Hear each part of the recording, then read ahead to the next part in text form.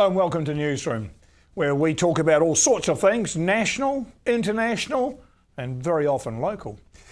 From the perspective of our particular panel of the week, which this time is, welcome back to the panel, Karen Arnold. Thank you, Bill. Nice to be here. It was always lovely to have you. Thank you. And Hunter Andrews once again. Nice to have you with us, Hunter. Really good to be here. Yes, and I know you've got plenty of things you want to talk about. In fact, you both have. The first one, Karen, being we've had what seems to be an incredibly controversial council meeting discussing whether or not Holdco, and I'm sure a lot of us don't really understand it, but whether Holdco should be allowed to borrow any more money. And I think, as I understand it, correct me if I'm wrong, the purpose of the borrowings was to fund the purchase of a greater percentage of Otago net. Is that correct? Yeah, so it is a complex and complicated situation. So it was out for public consultation, and councillors that were able to consider those submissions met on Monday afternoon to hear submissions, and they continued on to Tuesday morning. So we heard the public's views on the proposal, which basically said Holdco wants to fund an additional purchase in Otago Net. Now that's a joint venture that it's in with the power company, also from Southland. We had a shareholding of something like 24%. We've increased it to 27.5%. There was an option on the table to increase that further to 50%, but during the past week, Electricity Invercargill Limited has said, no, we don't want to do that, we'll keep it at 27.5. So it's complicated and boring already, isn't it? But basically, the issue on the table was Holdco wanted to call in some uncalled share capitals so that it could loan the money to EIL, but it also wanted a top up for funding the airport upgrade. Okay.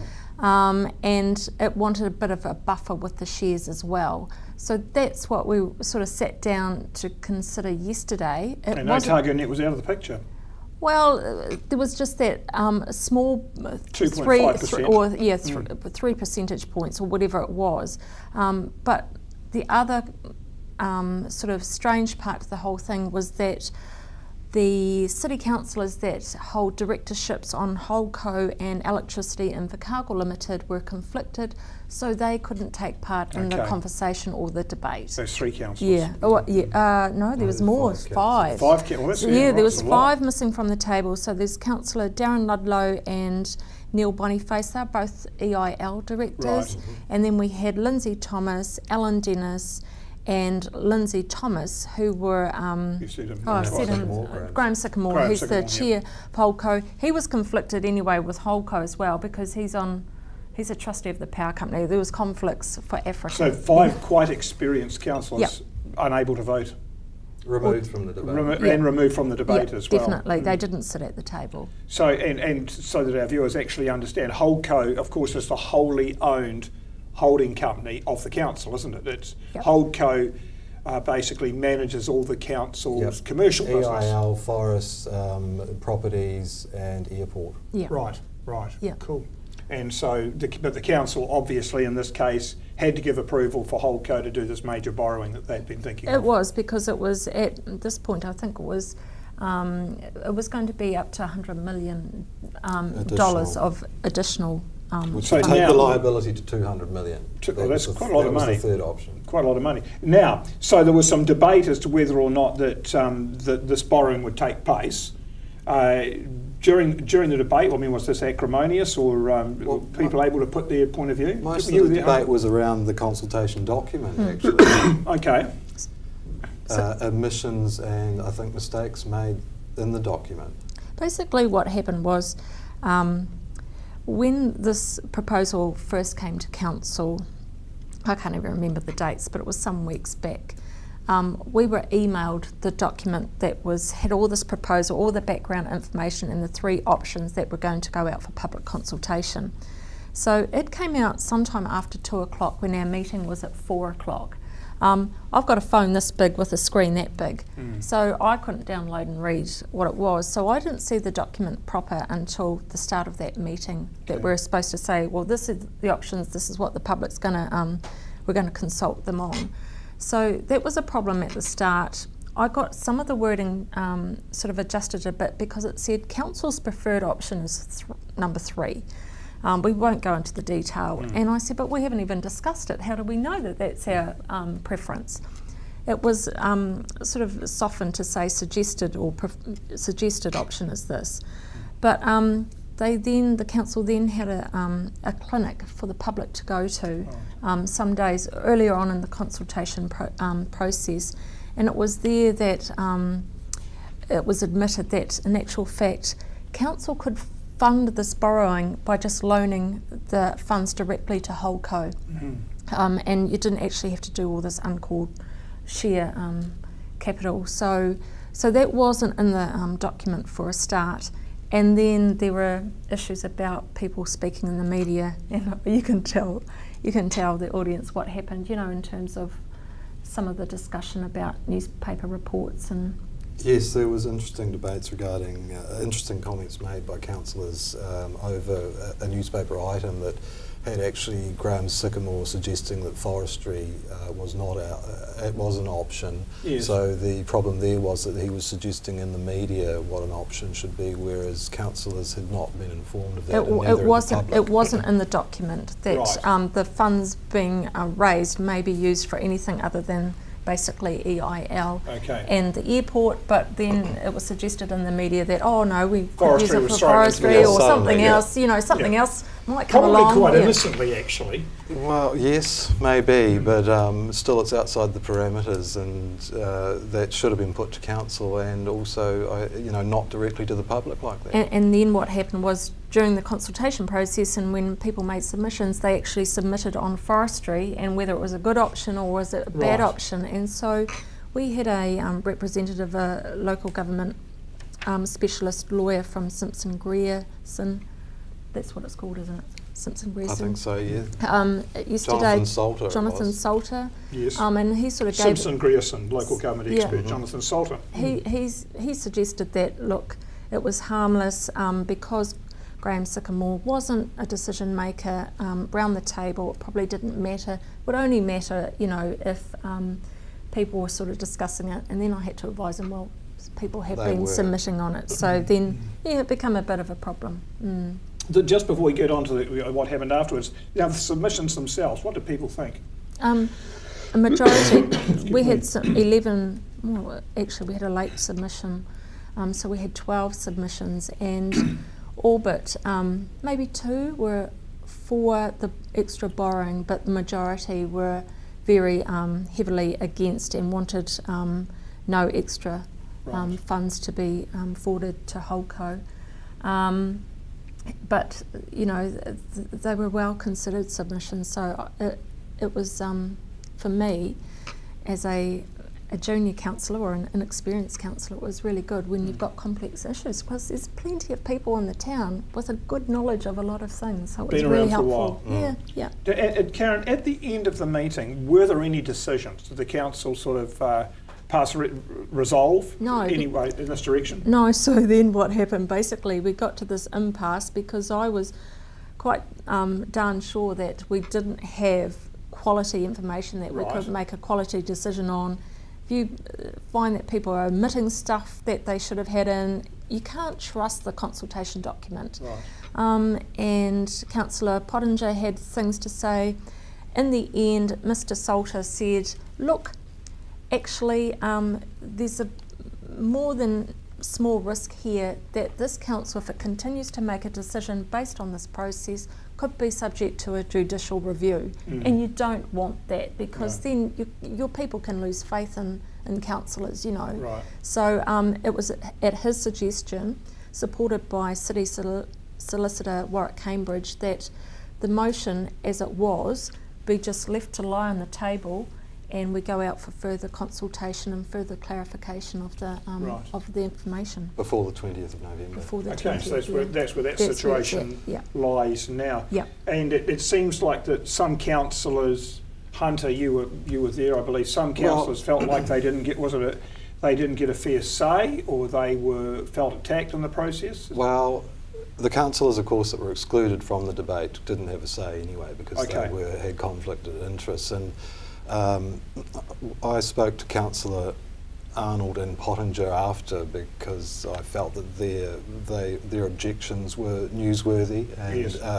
it did paint the picture of what the outcome was. Now, after that, myself and now I want to speak now. I have been thinking about this overnight and all today, how to address this. And now what I'll put on my ratepayer and voter hat here and, Yes, and okay. just give Hunter Andrews his thoughts. I was standing there with Aaron Broad, who's a camera operator and editor. We were packing up, and in the background, in the next room, Councillor Alan Dennis unleashed on a councillor. I didn't hear who was actually being unleashed upon, but it was the sort of language I haven't heard or aggressive approach to someone I've not seen since the schoolyard. I was astounded. I was standing there looking at Aaron going, "What should I be recording this? What's going on? I can't believe I'm hearing this." A tirade.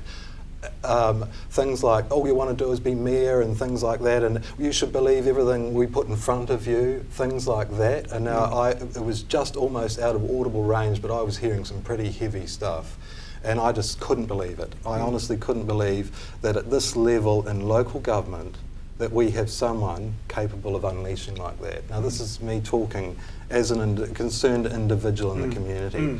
Now I wasn't sure who was being spoken to. Another councillor came out of that room and sheepishly shut the door.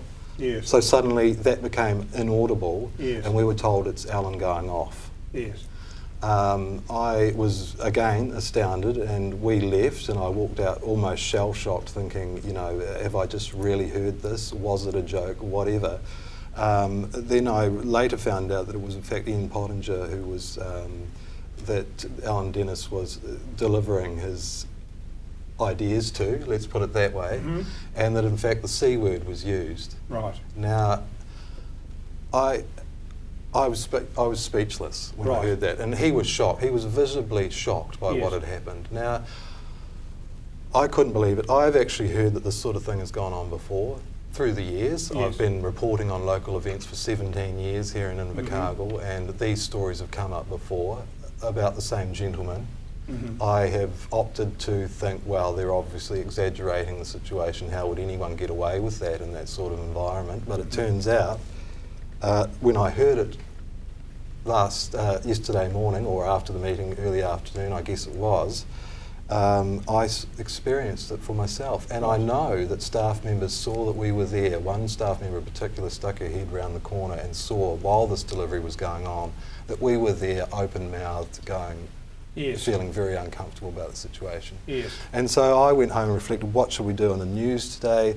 What is the story? But I just wanted to present it the way I heard it and saw it, and it was shameful. I mean, I can't any other way. We do stories on workplace bullies and things, and you know, I heard it, Aaron heard it. I've talked to other councillors and former councillors, and this is not an unusual situation. Right. And you know, I think that something has to be done. And I've been reading the code of conduct today, and you know, the code of conduct applies to councillors and their dealings with, firstly, each other. Okay, so the objectives of the code are to enhance mutual trust, respect and tolerance between councillors as a group and between councillors and council officers. The code shall apply to councillors acting in their capacity as councillors. Now, whether Councillor Dennis was actually acting as a councillor then, I'm not sure, because he was removed himself from the debate. It would probably be fair to say that... He was in the council building and he was addressing another councillor. It would be fair to say that it was a response to council business, would it not? It was. A It would response be, to I council would business, say. a response to council business to another councillor, by the sound of it, Hunter. And you know, respect for others. You've got to respect opinions and beliefs. They should treat people with respect. So what is the remedy?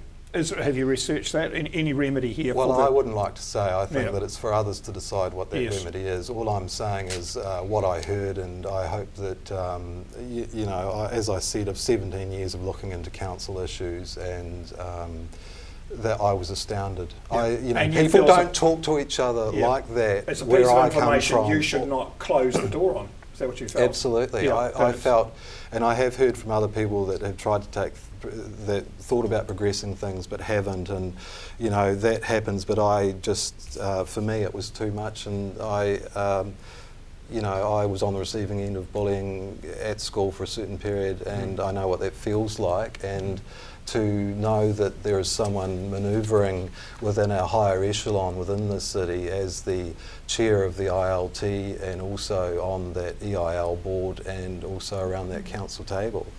Holdco, sorry. Yep. The situation, I don't know what the answer is. I'm just saying what I saw and heard, and I was astounded. I was astounded that someone would speak to someone, especially a fellow elected representative of Invercargill, who represents many votes. Right. I'll just say that I've been on council now for a year, anniversary last weekend, I think, and I can say that the incident you describe, it's not an ongoing thing, or it hasn't been this year. And I can say that during the past 12 months, the council, as 12 people, individuals, when we're all very different, have worked on the whole very harmoniously, and I've enjoyed my relationships, getting to know the others well. So I just like to say that it's not normal, and I was part of that conflicted meeting yesterday, and when I went back into the committee room where the other councillors were, I didn't have a problem. I was treated well and with respect, and I know, Hunter, you'd called me because you'd been a bit concerned that it might have been me on the receiving end, but it wasn't. But all I can say is that you can't expect us to be all smiles and back slaps and work together. Human nature doesn't allow that. We're 12 people that have got there. We don't choose each other. The city and the voters choose us. So it's just like, you can't choose your relations and your family. You can't choose your fellow city councillors. You can do your best. But look, there's dust-ups all the time in any situations. There's dust-ups in families, there's dust-ups between spouses and lovers, and there's dust-ups at work. It's a part of life, and I think if you keep the lid on something, sometimes things fester. There was a blow-up yesterday, but I think and it's unfortunate for the parties that it's been overheard in the public arena. I think that's really unfortunate. But all I can say is that, again, it comes down to that code of conduct and the fact that we're all grown-ups here. It was a tense situation. Someone reacted. Was it appropriate? That's, for discussion and others debate, perhaps. Decide. Yeah, exactly. But all I can say is that, sometimes these things blow up and then it's all done and dusted. I don't know what happens next, if anything is going to happen, but it'll be interesting. It's up to the parties, I imagine. That's right, and I'm only telling you what I heard, and I obviously, I've never encountered that in my family. I've never encountered that in a workplace. I've never heard other people, except referring to this gentleman in the past, and I'm hearing a rather disturbing story of a incident within the council chamber a few years ago. Right. Well, so there it is. We wait and see, and we wait and see that as well, Karen, whether or not there'll be any progress on any money going to Holdco, which the whole thing started off with, really, didn't it? There's two unresolved issues, and one of them being the one you spoke about, Hunter, and still we're no further ahead on the matter of the loan, be it from the council or whatever. Holdco's finances. So the whole thing rather unproductive. On that rather sad little note there, can I just take you to task there? It wasn't unproductive, because I think the fact was that it go to show, people going, oh, you've got your 5 senior councillors there, they won't be at the table, and you've got these inexperienced people that don't know anything. But at the end of the day, we challenged the process, we challenged the information, and it was deemed not to be reliable enough that we could go ahead. Yep. So it was a good day for democracy, and it was a good day for the people of the city to see that its representatives are prepared to get passionate, to challenge, to question, to make sure that what we do and the decisions we make are the best that we can. And so at the end of the day, you actually did all right without those 5 councillors. That democracy is seen to be done and is done, and that council's not simply rubber stamp. It is probably when you take a few paces back from it and look at what might well be perhaps even sometimes acrimonious debate or vigorous debate. Even if it does get a bit unpleasant sometimes, it's better than no debate at all. Oh, I think so. The debate has got to be there. I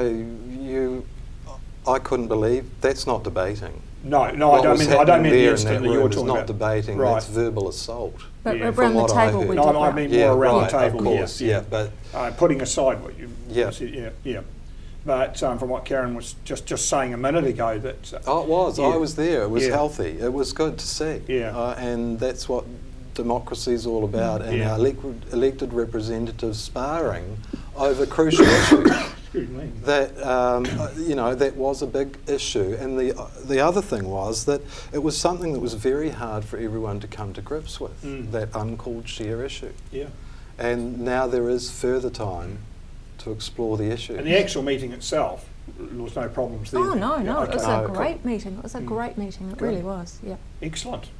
Well, that's a slightly more positive than I was thinking. We'll go to a break. Stay with us. We'll be back. We've got other things to talk about. See you soon.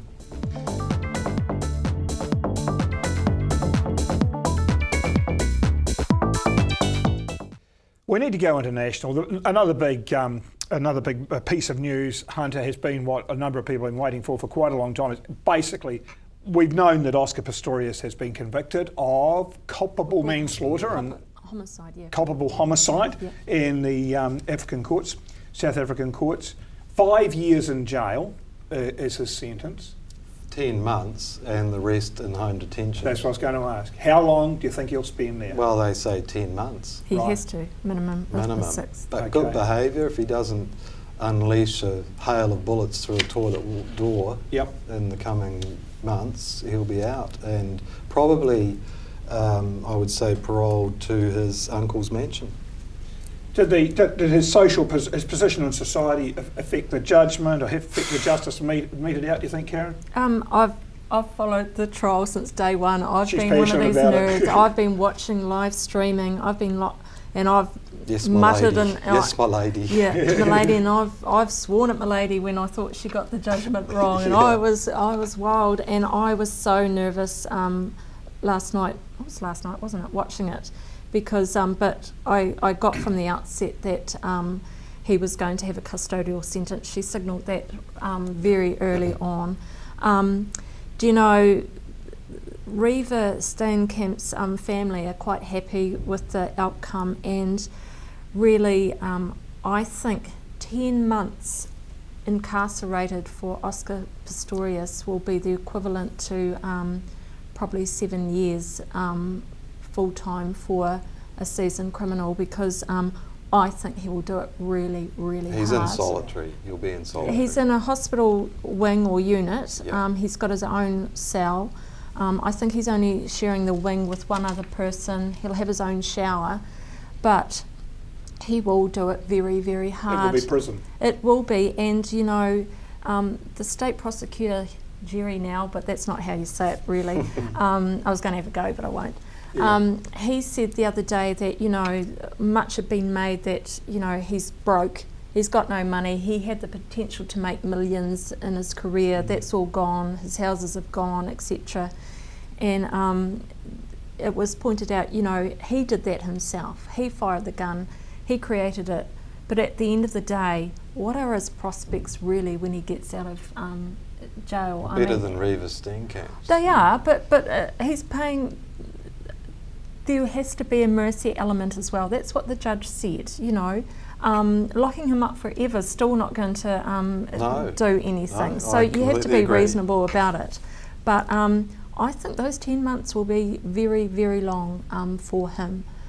Just the psyche of the man, he's an unusual character. But as it's been said, you know, they focused on his disability and his vulnerability and all this terrible stuff, and yet he fought to run alongside able-bodied people in the 2012 Olympics. So he's wanted it both ways. I want to be treated as an able-bodied person without disability when it suits me, but you know, now. But Yes. It's been fascinating. Fascinating. It's one of those cases, wherever it is in the world, it's going to get a lot of interest, and especially him living in a gated community in South Africa with a beautiful girlfriend and noises in the night, reaching for a handgun, which was obviously very handy with dum-dum bullets in it, which are designed to explode out the back of the subject being shot at, and not failing to check that. I mean, the first thing I would do would be to turn to my girlfriend and go, I think there's someone in the house, ring the cops, I'm going to go and investigate, not who knows what his state of mind was at the time. It's not over yet anyway, because the state has 14 days to decide whether to appeal the original conviction, and they were darn angry, and Mr. Now could not hide his anger even during the sentencing process. Right. It was annoyance that that he, you know, believes, and many people do, believes that Judge Masipa made a fatal error in law when she found him guilty of the equivalent of a manslaughter. Yes, accidental death. Yeah, when basically the findings were that any reasonable person would have foreseen that shooting 4 black talon bullets through a door when there's someone trapped in the cubicle on the other side would more than likely cause their His death. intention was to kill somebody. Yeah. Lethal. His intention was to kill. And Judge Masipa said, well, she gave him the benefit of the doubt, but the state can only appeal on a matter of law. So they think that there are many people think there are grounds. So who knows? You know, in 3 days' time or whatever, the nightmare may not be over for Oscar Pistorius. It still may only be at the beginning. And of course there'll be all these comparisons with other convicts in South Africa tried under the same laws that have done similar things. Well, that was my next not question. identifying targets, What shooting happened through objects. if it had been a person from Soweto? That's right. That's right. Who'd done the same thing. And those are the questions I don't think that'll there's be any doubt asked. in our minds, is there? That would be Well, like, but you see, this is where, you know, you've had your Judge Masipa, woman, black woman. She just turned 67 years old last week, you know. So if it had been a white male judge, you know, they'll imagine, judge. you know. Oh, they did? But she was very reasoned. I thought her sentencing highly yesterday. intelligent woman, obviously. She was damned if she did and damned if she didn't, really, you know. Who would want that job Yeah. on that case? Yeah. Yeah. But it's fascinating. I don't think it's over yet. we were actually talking in the workplace today about, you know, likening it to, well, he's been convicted and O.J. Simpson wasn't. He was convicted in a civil court rather than through the eyes of the law, and it wasn't incarcerated. But then he wrote a book, and I'm sort of thinking, well, when is the Oscar Pistorius book coming out? And in fact, well, I mean, he's got to get money somewhere. He is effectively bankrupt. But the other thing was that O.J. Simpson had called his book "If I Did It," and the F, if you look at it on the net, is a tiny little F, IF inside the I, and if I did it, so you barely don't get the. You know, I mean, these cases are always very interesting, and I constantly review that O.J. Simpson case because it is an interesting case. It was interesting, but there was no denying that Oscar Pistorius killed he Reba. I mean, he did it. Yeah, he never denied that. Oh, well, he couldn't. But the thought processes, and we will never know really what was going through his mind, that he didn't check that his loved one was not just going to the toilet. Well, that's what he sees, but the state, had a different allegation. But it's. Do you think they came at him too hard?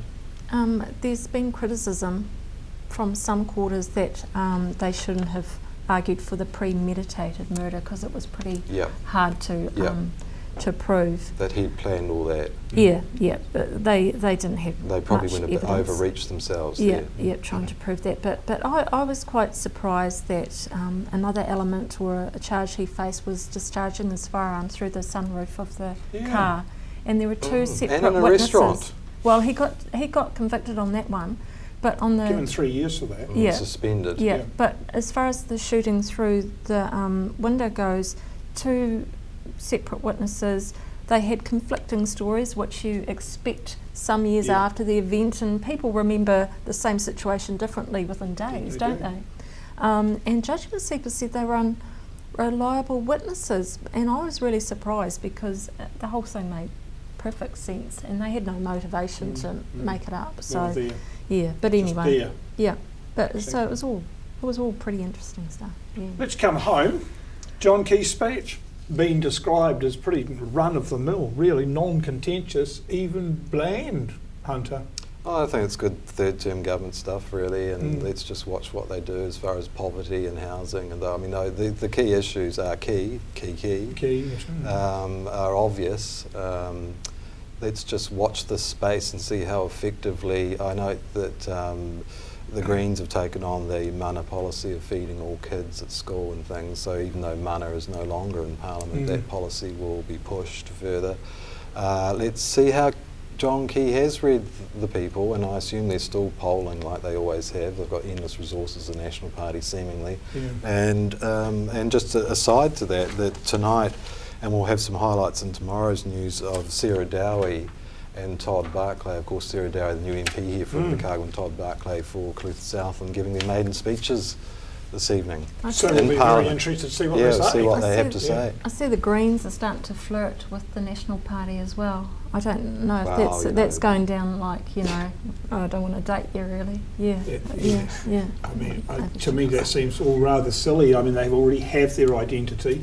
They picked up, it seems like they've picked up things that Labor missed in the last, in the last round, during the last government, and they were doing extremely well in it. I would think if they went in that direction, wouldn't they be losing support from their traditional supporters? Well, I don't think National likes their Well, I think that techniques. if you look at the Green voters, a lot of them within Conservative electorates gave their votes to Green. That there is, everyone does seem to have a conscience about the environment. From what end of the political spectrum you're on in the back of your mind, it's always brewing to varying degrees. Yep. Yeah. John Key said that they did they were trying to win the trust, and they did win the trust and goodwill of New Zealanders, but in actual fact they didn't really, did they? Because less than half the country voted for them, or less than half of the poll was in National's favour. But of the people that did, the majority voted for them. That's a pretty lame excuse. I mean, you can't then say, well, of the million that didn't vote, they would have all voted for someone else. No, I'm not saying that. I'm saying of the ones who did vote. In fact, if it wasn't for the ACT Party, once again, National would not be in power. So they don't really have that much of a mandate. Well, that's a pretty good one for under MMP, though. It's a good one under MMP. I'm wondering when is a government going to put a stop to giving 2 votes, well, say are doing, and they refuse to do anything about it. I've no doubt they would say they support democracy. They know very well it's non-democratic. They're giving 2 votes to the people of Epsom, where the average house price is $914,000.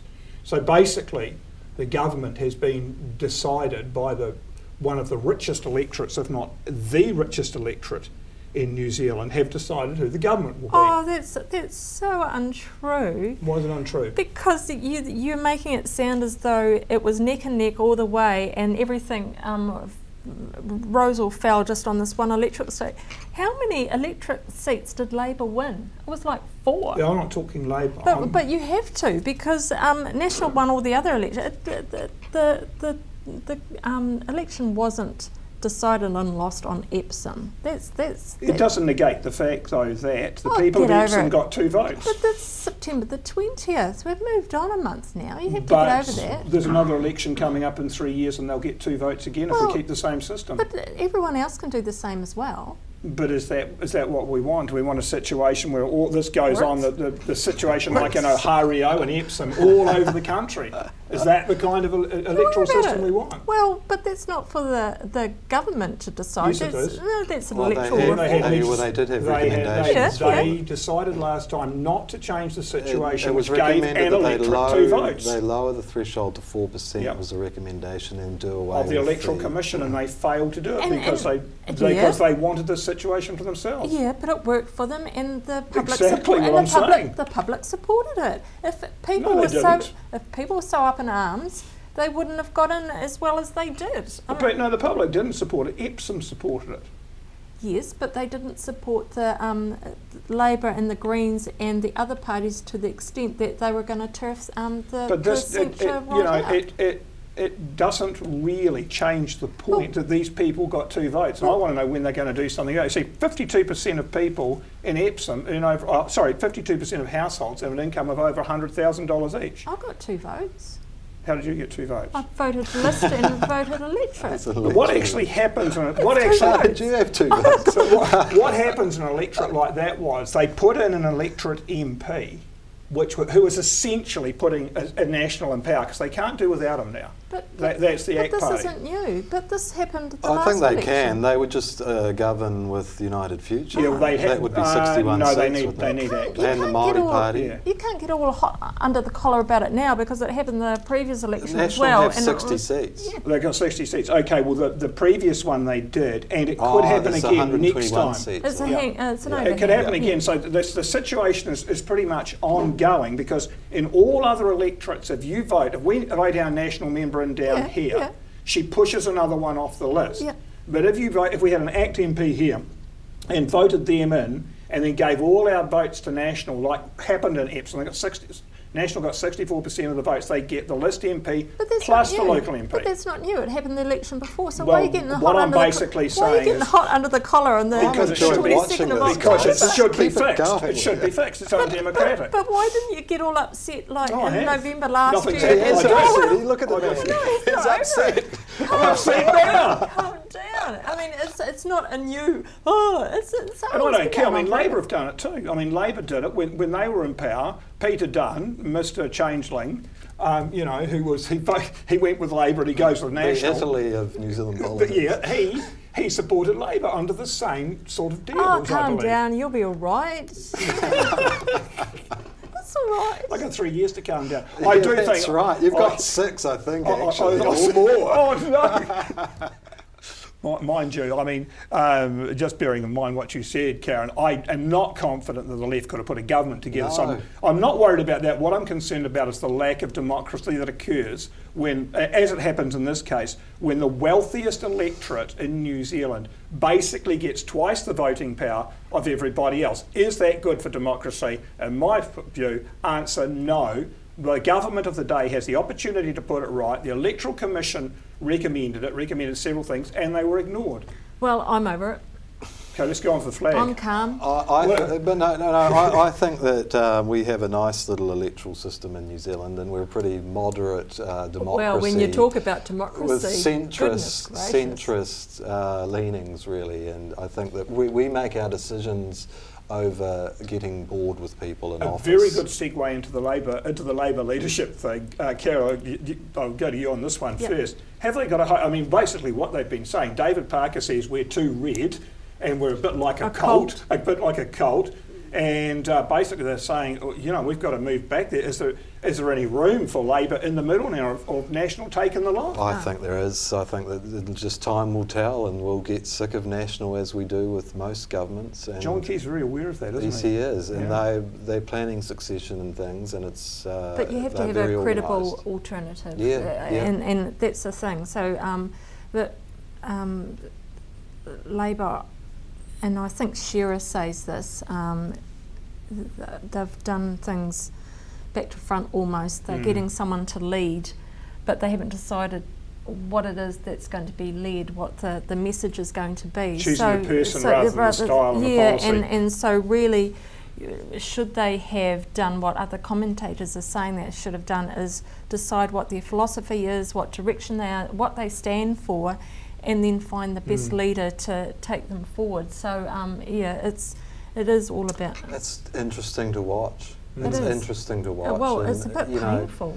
Who will emerge? Who is your pick at the moment? Who could do anything? Well, it could Robertson and Ardern doing. I mean, smart move by him, partnering up with her. I think. Well, no, there's been criticism of that. Really? Oh yeah, because I hadn't picked that up. And I think the criticism has been is that now she's nailed her colour, so to speak, to the mast, and so that if he doesn't get in, she's sort of declared where her loyalties lie. Right. So it could be difficult for her, but I think the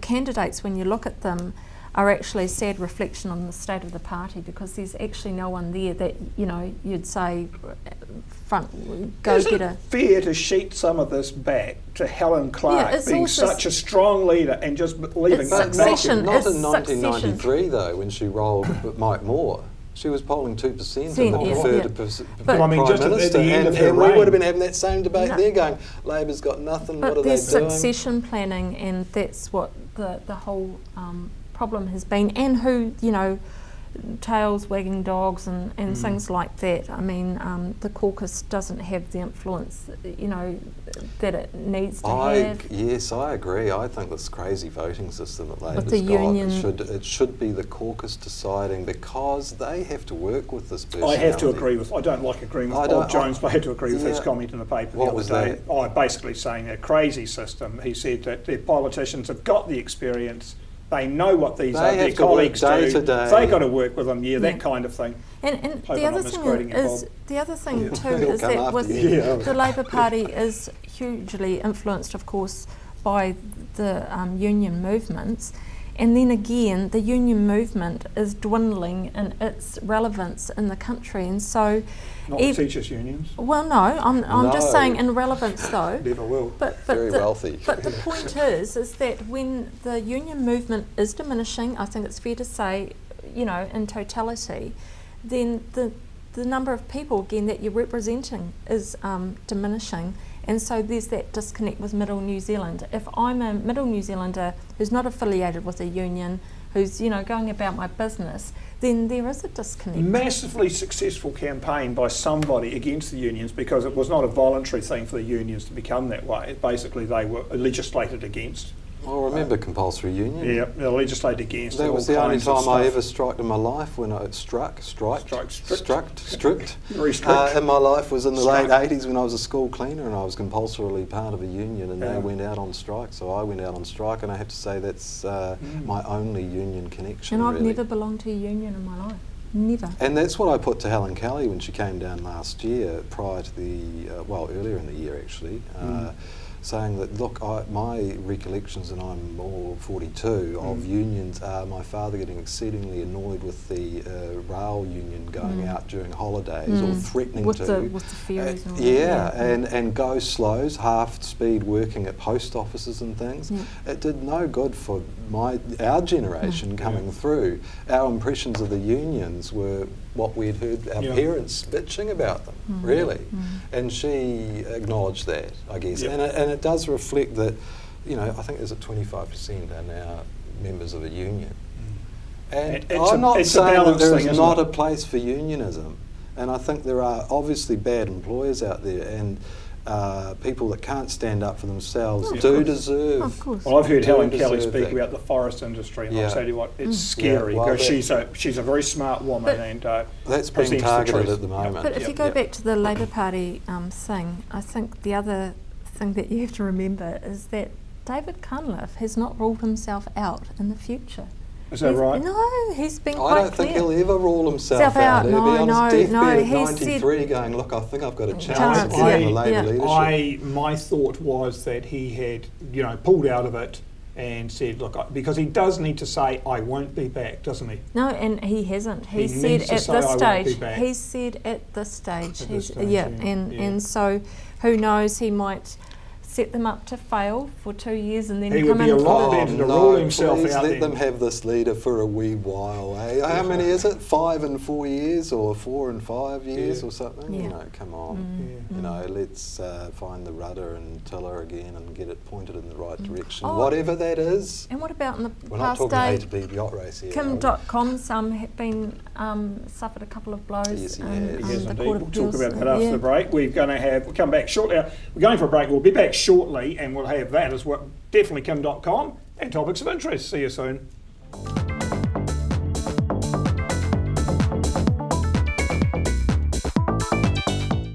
And we are going to go straight to Karen, who's got something to say about our friend Kim.com. Oh, He's had to reveal his assets. yeah, well, yeah, that just That sounds a bit rude. yeah, Kim.com revealing anything. It's quite ugh. But Oh dear.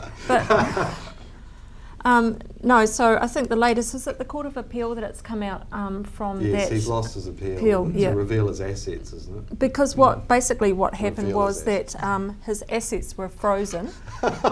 All. Sorry, we've started on this thought well, process. you did. I don't know what you're talking about, so I'm going to keep going. But his assets were frozen. This was to do with the movie makers over in the States with their claim against him. And then, of course, what did he do? He went and funded his political party. and it was $4 million. I've got this, and party that, and he had landing money in helicopters places. Yeah, and so it sort Seemed to of be plenty of became money there. a bit obvious Of that. course, he has started another business. And so it became obvious to those in the States that he still had means, and so because of that, because he was so smarty about being a party guy and going to get John Key, that it's backfired on him big time. Yeah, so He's now got to let them know what he's got, and we're more so, and this is for the States, you know. So yeah. Kim.com did himself for me when he wrote his book saying that there was nothing to do in New Zealand.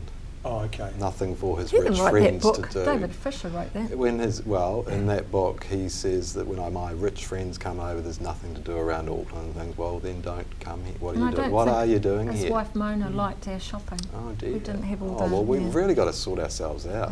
I know.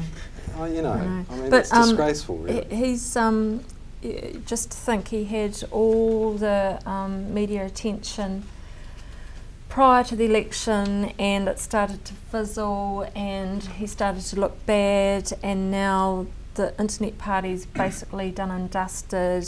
The court rulings are coming against him. It's sort of another slow-moving train wreck, a bit like Oscar Pistorius, people that are in their world up here, and you see it sort of crumbling away, and you're just Extremely watching. good for the legal profession. And you're watching it. Well, but can he pay? He paid the money for the internet party. Yeah, but there's been I've got times no when doubt they'll be getting their bills paid. Yeah, but if his assets get frozen more, what's his potential to do all this stuff? I don't know, but I find it fascinating to watch. We wait and see. And human at the end of nature. the day, I mean, if he is extradited and does face a US court, he's got the best lawyers in the US, and there may not be a case to answer over there anyway. So we haven't seen the end of this by a very long chalk, I don't think. But if your assets are frozen because they're scared he's going to whittle away his $100 million that they're claiming for, how's he going to pay his lawyers? That's the problem he's going to face. They may well get, I don't know, American Some free law, but storage space online. No, it's civil. It's a civil suit. Yeah. It is a completely civil suit, but the FBI have been involved, so there Yeah, must be. They talk about his crimes over the crime. But So I'm sure crime there's is a civil. thing. I'm not sure. Yeah, actually. we don't know that. We'll just We'll rest on defer that. to We our don't- lawyers over that. Yeah. refer to our lawyers. Yeah, we don't know. Anyway, let's move away from Kim.com. One of the crisis facing the world at the moment, of course, is Ebola. We keep hearing it in the news, and the fear factor is rising in the States, particularly where people are doing things like having their appointments cancelled when they have been engaged as speakers and all kinds of things, and people starting to get really worried about it. I've done a little bit of reading, and basically what the medical people are saying is, look, it's actually more difficult to catch than it is to catch the flu in some respects. Oh, it's not airborne. It's not airborne, and they don't think that it will be. We were so far 4,500 people in West Africa have died from it And I was very interested to read a report by Peter Pio, who's director of the London School of Hygiene and Tropical Medicine, and one of the main researchers who discovered Ebola. And of course, he's been very interested in keeping an eye on this back in 1976. And all previous outbreaks, he said, were only added up to 1,500 deaths, the latest one 4,500. And a comment he made was this: he suspects the depth and breadth of this outbreak does not reflect changes or mutations in the virus, as some people thought, but rather a lack of timely international response and the way society has become more urban and connected. And so it seems like maybe the world has been involved in doing other things rather than going to the aid of these poor people over in West Africa. We've been more concerned with our own problems of our own prosperity. And now that it's starting to filter, only when it starts to filter into the West that the panic is starting. Is that a fair comment? And we're surprised by that? Yeah, But, well, it just seems to be a really? repeat of so many other scenarios we've well, seen. let's look to only 20 years ago back to Rwanda. Yeah. But- what was unleashed on the people of So Rwanda. we haven't learned anything. Well, Yeah. people, But it's the a human only condition. reason it's filtering into the West, so to speak, is because, again, it's the way we travel now and interact. I mean, the world is basically without borders now, really, when you think about how people travel. So at some stage it could have been contained within one, continent, I suppose. But then again, you can get hysteria. There's a whole lot of people that have been isolated and have been over there and thought to have had this disease, and they haven't. They've come back clear. Yeah. I heard on the radio the other day some nurse had been, I think it was a nurse, I stand to be corrected, but her dog had been put down. Yes, it's And right. then she was found not to have it. So but so Crazy it is what it is, isn't Crazy it? stuff. It is what it is. But Yeah. the thing that I always get upset is seeing images of children. Exactly. Children who've been left orphans, in the Yeah. most hideous way. That's just sad. That's awful.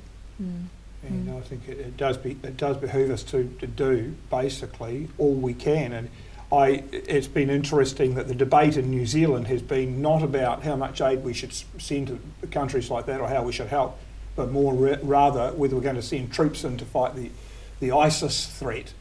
And it seems to have been very difficult to get clear information about that from the Prime Minister, who has been, to my mind, making some rather woolly statements. Some are saying the decision's already been made, we're just not being told, but he keeps saying, well, he's still considering the matter.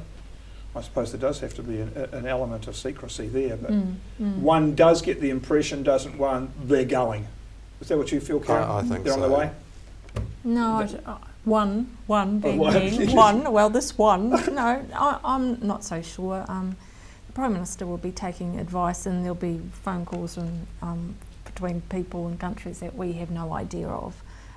So, no, I'm not sure. I honestly don't know. But whether our participation now on the United Nations Security Council has any Make effect, a probably difference. not. I don't know.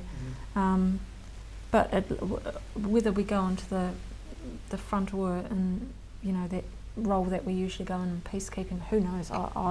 In what capacity? In Yeah. one capacity, yeah. But I have been doing a lot of research on ISIS in the last couple of weeks because I like to be informed about this sort of thing, and they are a frightening organisation. In fact, there's a lot of different organisations fighting within each other as well, but the indoctrination of children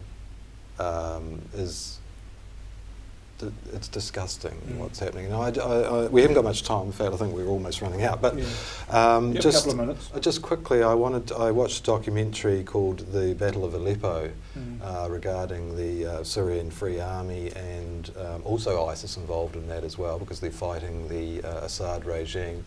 There were a group of guys, about 10 of them, from what I could see, in a van. They were called civil defence. Now, Aleppo is an enormous city. It's been levelled. Most of the population have gone, but a lot that can't go anywhere. The elderly, they always get left in situations like this. What the Syrian Air Force and Army have been doing is they've got these things called barrel bombs, which are really cheaply made masses of explosives in a barrel with heaps of shrapnel. What they do is they hover over the city and they drop them into civilian areas.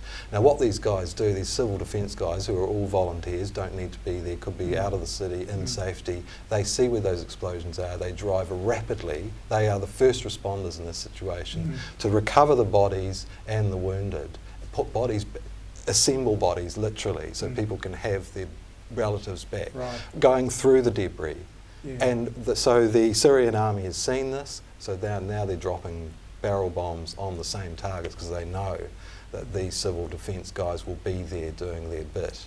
And those are heroes. And it's comforting to see that there are people still in the world some humanity who are prepared. 3 of them have died recently through this, and they're all like, we are committed to this. And it's heartwarming. So that's the Battle of Aleppo, and it's available on YouTube, and I urge people to see it just to put some humanitarian perspective into it. They are going out under fire to recover bodies. They were recovering one particular bit of film, which is quite gruesome. They were recovering a body of a Syrian soldier who'd been killed, so an enemy, a Syrian government soldier. They went out of their way under fire from snipers to recover his body and give him a decent burial. You know, when you understand that the absolute atrocious and outrageous mayhem and the evil in that place, you know, as you say, it's heartwarming to know that there's people there who are still decent, who know right from wrong, and are prepared to basically put their lives on the line to uphold it. On that note, we're going to say goodbye to you this week. Thank you very much to my panel, Karen Arnold and Hunter Andrews, for being with us. We've had some vigorous discussion. Look out for us again in a fortnight's time. We'll be back. See you later.